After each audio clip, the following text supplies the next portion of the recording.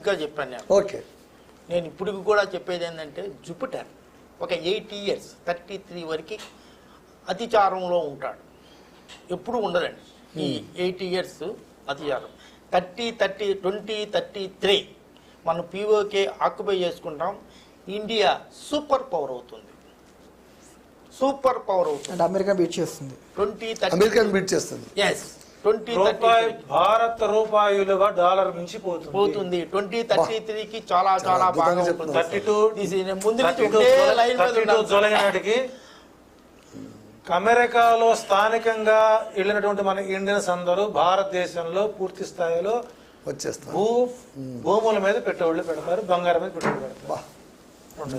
సరే, మన దావుద్ గారు గురు అతిచారం సో 33 అది పదానికి అర్థం ఉంది. ఇంకో దరిద్రం చెప్పుకుంటారు మీరు, గురు చండాల యోగం అంటారండి. దావుద్ గారు విన్నారా మీరు? ఎస్, గురు చండాల మంది ఇబ్బంది పడుతుంటారు.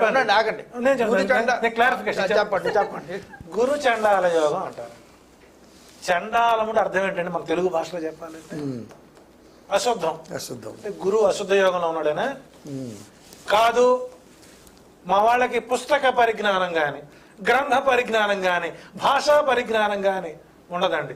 గురు చాండాల యోగము. చాండాలం అంటే చెండుచున్నప్పుడు.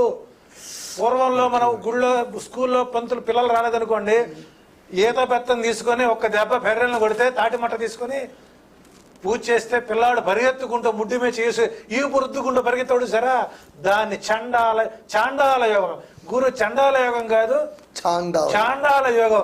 పలకలేనటువంటి దౌర్భాగ్యులు దావుద్ గారిని చూసి మనం గురు అతిచార యోగం అంటూ సమంజసం. మీరు చాలా మంది గురు చాండాల యోగం అని అంటారు కదండి.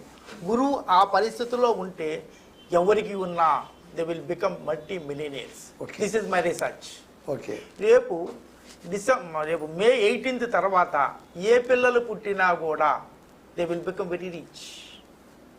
వాళ్ళకి రేపు మే 18th నుంచి పుట్టిన ఈ నెల ఇది మే కదా, మే 18th నుంచి పుట్టిన ఏ పిల్లలకైనా ఇన్హెరిటెన్సీ ప్రాపర్టీస్ వస్తాయి. వాళ్ళు సంపాదించుకోవడానికి చాలా ఆస్తులు ఇస్తారు. వాళ్ళకి ఎక్కడి నుంచో ప్రాపర్టీస్ వస్తాయి. ఇవన్నీ కూడా రాహుకి జూపిటర్కి, రాహు కుంభరాశిలో చాలా గొప్పగా ఉంటాడు.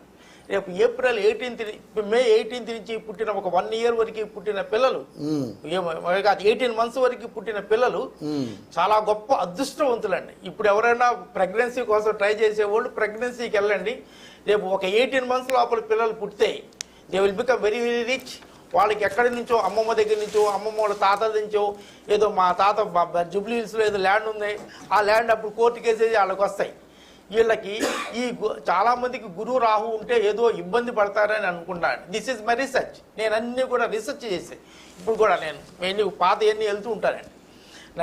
నాకు వేరే యావగేషన్ లేవు, ఇదే చూడటం. అందువల్ల మే 18 తర్వాత పుట్టిన పిల్లలందరూ కూడా they will become very very rich. చాలా అదృష్టవంతులు. వాళ్ళు అనుకోకుండానే వాళ్ళకి ధనం వస్తుంది. షేర్ మార్కెట్లో పెట్టి వాళ్ళు పెడితే రేపు 1,00,000 పెడితే రేపు 10 లక్షలు వస్తాయి. లైక్ దట్ వాళ్ళు ఒక 18 months లోపల పుట్టిన పిల్లలందరూ చాలా బాగా ఉంటారు. ఇండియా ఆల్సో రేపు మే 15th నుంచి షేర్ మార్కెట్ పెరుగుతుంది. మన ఆర్థిక పరిస్థితి పెరుగుతుంది. ఫైనాన్షియల్ స్టేటస్ పెరుగుతుంది. మనకి చాలా ఆ శని భగవానుడు యొక్క మనకి వృషభ రాశికి 11th ప్లేస్లో శని భగవానుడు ఉన్నాడు. ఒక 2.5 yearsలో మన సంపద పెరుగుతుంది. మొన్నటి వరకు షేర్ మార్కెట్ పడిపోయింది. రేపటి నుంచి మే 15th ఆన్వర్డ్స్ ఒక 2 years చాలా బాగా ఉంటుంది. అంటే 2 yearsే కాదు, అది ఇక్కడి నుంచి కంటిన్యూ అవుతుందండి. చాలా ఫైనాన్షియల్ స్టేట్గా బాగా ఉంటుంది. షేర్ మార్కెట్ భయపడాల్సిన అవసరం లేదు. క్రిప్టో కరెన్సీ భయపడాల్సిన అవసరం లేదు. ఇప్పుడు భారతదేశం యొక్క జీడిపి చాలా బాగా పెరుగుతుంది. రోజు రోజు వృద్ధి అవుతుంది. పీఓకే చాలా వరకు మనం ఆక్యుపై చేస్తాం. కానీ పీఓకే ఎందుకు మనం ఆక్యుపై చేసుకోవడం, మనం ఎప్పుడో చేసుకోవచ్చు. బిలియన్స్ ఆఫ్ అమౌంట్ ఖర్చు పెట్టాలి సెక్యూరిటీ. దానికోసం మనం వాళ్ళు ఇస్తామన్నా కూడా మనం వెళ్తాం లేదు. ముఖ్యమైన ఇది ఈ 8 yearsలో మనం financial status because of Jupiter, Saturn, Rahu combinations వల్ల చాలా అద్భుతమైన ధనం సంపాదిస్తాం. అప్పుడు మనకి ఈ ఎక్స్పెండిచర్ అంత పెద్ద ఇది కాదు, ద్రవ్యోల్బణం తగ్గిపోతుంది, చాలా వరకు తగ్గిపోతుంది, ఇన్కమ్ పెరుగుతుంది. సామాన్య మానవుడు యొక్క ఈ పర్ క్యాపిటల్ ఇన్కమ్ పెరుగుతుంది, జీడిపి పెరుగుతుంది, ఫైనాన్షియల్గా మనం చాలా ఇదిగా ఉంటాము. రాహు యొక్క దీనివల్ల జూపిటర్కి రాహుకి ఉన్న వల్ల మన అణుఆయుధ శక్తి పెరుగుతుంది, మన మిలిటరీ పవర్ పెరుగుతుంది, అన్నీ బాగుంటాయండి. This is very very good. 2033 తర్వాత మనం సూపర్ పవర్ అవుతాం. రేపటి నుంచి ఎవరైనా స్టాక్ మార్కెట్లో భయపడాల్సిన అవసరం లేదు. రేపటి నుంచి స్టాక్ మార్కెట్లో ఇన్వెస్ట్ చేసుకోండి. వాళ్ళ పర్సనల్ జాతకం చూపించుకొని, వాళ్ళ పర్సనల్ జాతకం షరతులు వర్తించును పర్సనల్ జాతకం చేసుకొని చేసుకుంటే మాత్రం చాలా బాగా ఉంటుంది. మార్కెట్ మాత్రం చాలా బాగా ఉంటుంది. Okay sir, okay. మన ఇండియా సూపర్ పవర్ అవుతుంది, మన భారత్ సూపర్ పవర్ అవుతుందన్న సగటు భారతీయుడిగా నాకు చాలా ఆనందం వస్తుంది. కాకపోతే అమెరికా ఏమవుతుంది? పాకిస్తాన్ పక్కన పెట్టేసేయండి, ఎందుకంటే మనం ఎదుగుతున్నామంటే వాళ్ళు తరగాల్సిందే కాబట్టి. సార్ ఏమైనా కానీ న్యూమరాలజీ అనేది ఒక అద్భుతమైన సబ్జెక్ట్ అండి. మన India I'm talking about I'm telling sir. నేను ఎక్స్ట్రా నేను ఎప్పుడు మాట్లాడాను సార్, నాకు ఆన్సర్ కావాలి. అదే ఆన్సర్ చెప్తాను. ఇండియా 12 నెంబరు 28 నెంబర్ అని ఎట్లా చెప్పాను, దాన్ని భారత్గా మార్చగలిగితే ఇమ్మీడియట్ గా చాలా బాగా ఉంటుంది. అలాగే యుఎస్ఏ అనేది నెంబర్ 10 అండి. యుఎస్ఏ అనేది న్యూమరాలజీ ప్రకారంగా 10 నెంబర్ వస్తుంది. 10 number wheel of fortune. Wheel of fortune అంటే బాగా పైకి వెళ్ళి కిందకి వస్తుందండి. అది 2033 కల్లా అది కిందకి వస్తుందండి, మనం పైకి వెళ్తామండి. ఈ యుఎస్ఏ అనేది 10 నెంబర్ మంచిది కాదు సార్. ఈ 10 నెంబర్ ఎవరికి ఉన్నా, ఎవరి నేమ్లో ఉన్నా కూడా వాళ్ళు అప్స్ అండ్ డౌన్స్ ఉంటారు. అందువల్ల ఇది ఒక టైంలో చాలా బాగా పైకి రావచ్చు. యుఎస్ఏ నెంబర్ 10 వల్ల ఆ వీల్ ఆఫ్ ఫార్చ్యూన్ కిందకి రావటం వల్ల ఇది 7-8 ఇయర్స్లో అది తక్కువ వస్తుందండి. మన ఇండియా పైకి వెళ్తుందండి. మన భారత్ అని మన పేరు మార్చు. నేను ఎన్నో సంవత్సరాల నుంచి న్యూమరాలజీ మన డిస్కషన్లో చెప్తున్నాను సార్, ఇండియా తీసేసి భారత్ అని. మీరు కూడా వీలైతే రికమెండ్ చేయండి. భారత్ అని పేరు అఫీషియల్గా చేసుకుంటే within short period 8 years 2033కి వీఆర్ సూపర్ పవర్. మనం రూల్ చేస్తాం. అవర్ ఫైనాన్షియల్ స్టేటస్ చాలా చాలా బాగా ఉంటుంది. ఇప్పటికైనా పర్వాలేదు, మీరు కూడా ఇన్వెస్ట్ చేసుకోండి ల్యాండ్స్ మీద, చాలా బాగా ఉంటుంది.